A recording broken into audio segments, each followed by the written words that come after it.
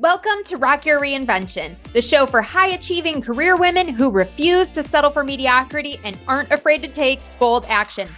This is a place where you can authentically show up, where every dream and goal can be validated and achieved. Hi, I'm your host, Karen Freeland, a certified life reinvention coach, speaker, and award-winning author. I'm here to give you the tips, tools, and strategies to help you shift your mindset, build your confidence, and take meaningful actions so you can rock your reinvention. Ready to go from stuck to thriving? Let's go. First things first, I want to give a big shout out to the women in my Facebook group, Successful Working Women Rocking Reinvention. Those of you that voted for this topic to be my next show, thank you so much. I'm excited to create content that you want. And if you want to have a say in the podcast, make sure you join our supportive community inside Successful Working Women Rocking Reinvention. So go do that today. This timing could not have been more perfect for an episode on the signs from the universe. Last night, a childhood friend sent me a message on Instagram. She said that her friend had had a dream that she had a new job and that had the word duck in it. Okay, don't worry, keep following me. So she's scrolling along on Instagram, and all of a sudden she sees my post about fill your own cup, right? And having hobbies and things for yourself. And there's a picture of me on a bike right in front of a sign that says, get this, welcome to Duck, North Carolina. So she's like, whoa, wait a second, what is this? She starts connecting those dots, and she thought that I might have the answer to her search for remote work between her entrepreneurial ideas. She believed that I either had the answer for her or I was going to be able to point her in the right direction. Now, of course, I invited her to join my Facebook group and to post in there, and I'm going to be on the lookout for her. But the crazy thing is that was not the picture I was going to use originally. This was from back in July when we were at the beach for a week. It's an older photo, and I was planning on sharing something a bit more recent of me gardening. But my husband sent me that picture, and I made this last minute change, which is so interesting. I don't know why I did, but maybe it was so my friend could see this post and make that connection and come into my community and into my world, and I could make some connection for her. That awareness and ability to make those kinds of connections is exactly what I mean by listening to the signs from the universe. And I know you're probably thinking, how do we do that? And don't worry, I'm going to give you my tips for that in just a second. But I know some of you may be a little apprehensive. This might feel a little, woo for you. And I get it. I had some of those same feelings initially. And I talk a lot about that in my book, Grab Life by the Dreams. Some of you may also have religious views that either make this easier or harder to implement. So I would invite you to use the word that makes the most sense for your spiritual beliefs. So for me, when I say the universe, I'm thinking God. That's my higher power, right? But you might be thinking like Mother Nature or the source, whatever that word is for you. Go ahead and swap that out as you're listening to this, okay? Want you to all be comfortable here to bring your beliefs to the table. Now, you also might be wondering, why would the universe or your higher power bother to send you signs? Like, why does the universe even care? Why would it take time out of its busy day, right? Creating and making all things work to make sure that you have a sign or see that sign? Well, I believe that you were given a unique purpose, and that universe has a vested interest in you living your purpose. Look, you're here for a reason. And the sooner we get you to live that reason and get more in alignment with that reason, the happier you're going to be, but also the better off the world will be too, because of that ripple effect, the impact that you're going to have on so many other people when you are living your uniquely designed purpose. And let me just say one more note about this too. Purpose changes, right, over the seasons of our lives. So you might be in a place right now where you're stuck and you don't know where your purpose is. Or you might be like, this is like purpose number 3 for me. And that's okay. I want you to know that these seasons are going to come and go, and your purpose is going to change and morph over time. But I know this to be true. The universe will attempt time and time again to nudge you in the right direction. And I don't think you ever really miss your shot. Like, I don't think the universe that'd be cruel, right? Like, just like, oh, well, you didn't see my sign. Good luck. Better luck next time. Like, I truly believe you will keep getting those signs until you hear it and move in the right direction. All right, so here's my tips for how you can start to see and recognize the signs from the universe. And for starters, friends, you've got to start to reduce your distractions. So often, the media that we are bombarded with is actually making it harder for you to see the signs. Either because you're too busy now comparing yourself to everyone else and allowing society's image of success or what pretty is or what good looks like, that's clouding your thinking. Or because you're just so busy, you don't have time to even hear your own thoughts. You don't have time to read the signs or see what's coming up in front of your face. Right? Even if they're flashing right in front of you, you're going to be too distracted to really recognize them and tune into that. So what can you do? I'm a big fan of driving without any music. And my car time is like my sacred time. I love to blast me some music and just put the windows down and get on that open road. Like, I love that. But I have to consciously take time to say, you know what? For this drive, this commute home today from taking the kids to school, I'm not going to listen to any music. I'm going to tune into my thoughts. I'm going to see if there's any signs out here that I could be missing otherwise.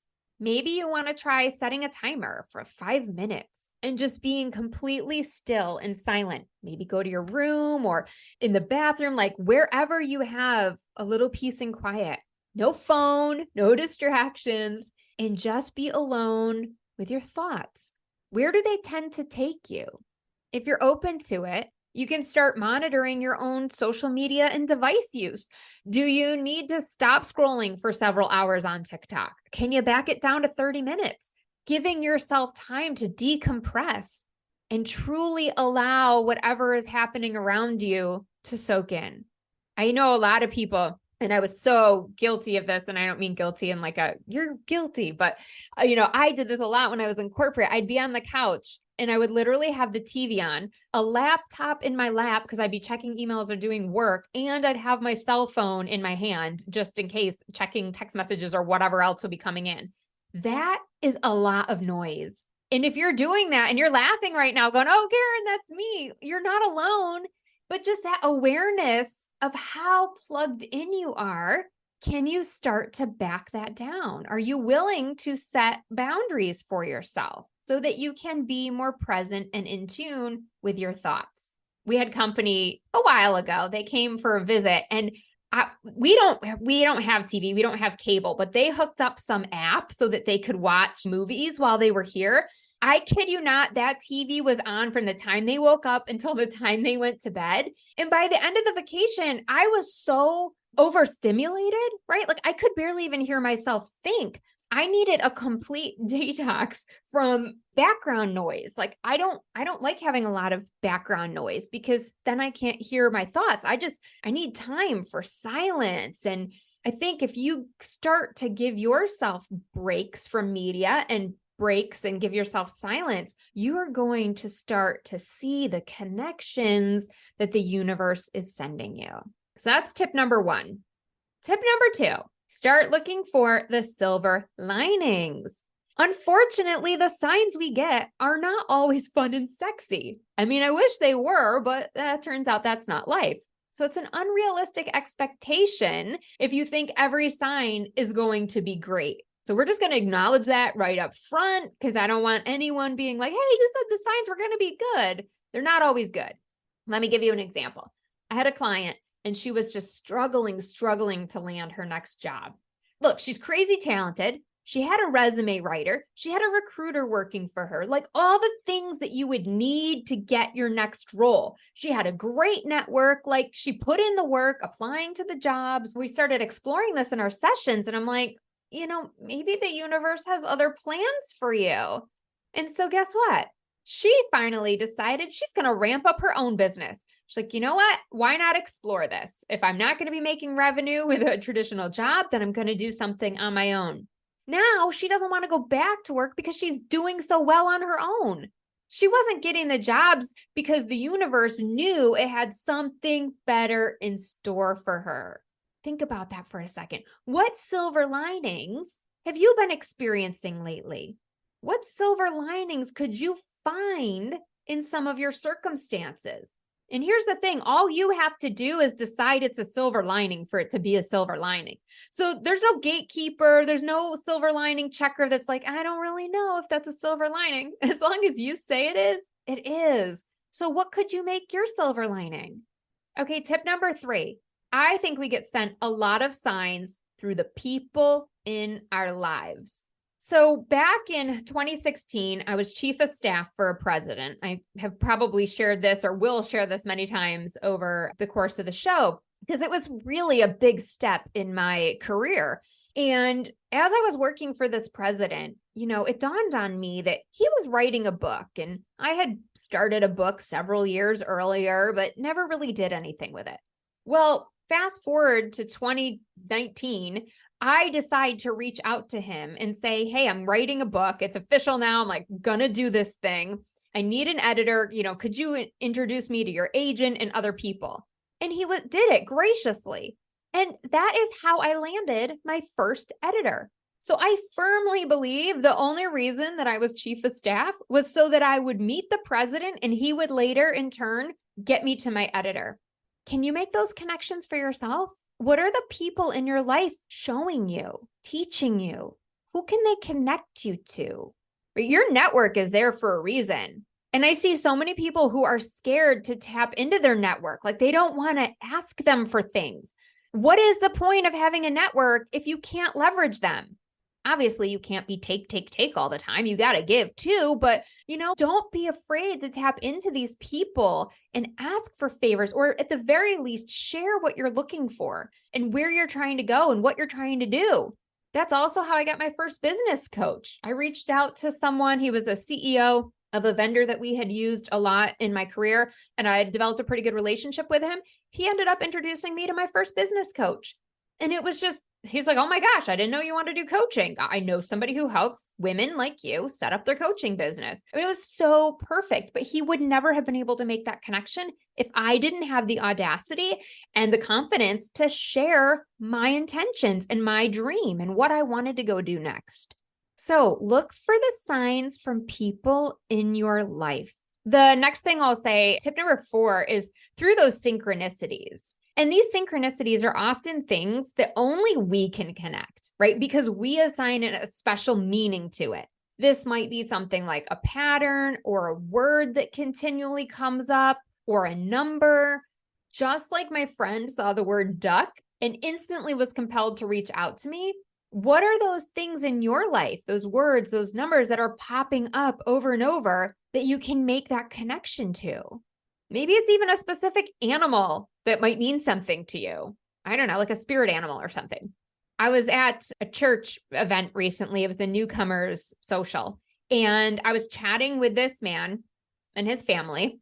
And he was mentioning how he was done with the rat race. He didn't want to do the grind anymore, riding the train. They had moved here to Greenville, and we're just talking along. And it happened to come up that I'm an author and that my new book is going to be coming out. And he said, oh, that's great. How many pages is your book? Kind of a random question, but okay. And my first thought was to say about 300. But out of nowhere, I just blurted out the exact number. I go 324. And he's like, whoa, Karen, you're blowing my mind. And I'm like, what? Why? Was this mind blowing? I mean, it's 324 pages. It's not short, but I couldn't understand what he was talking about. And he went on to tell me a story about how he had lost his son when he was younger. And the way that his son communicates to him is through the number, yes, you guessed it, 324.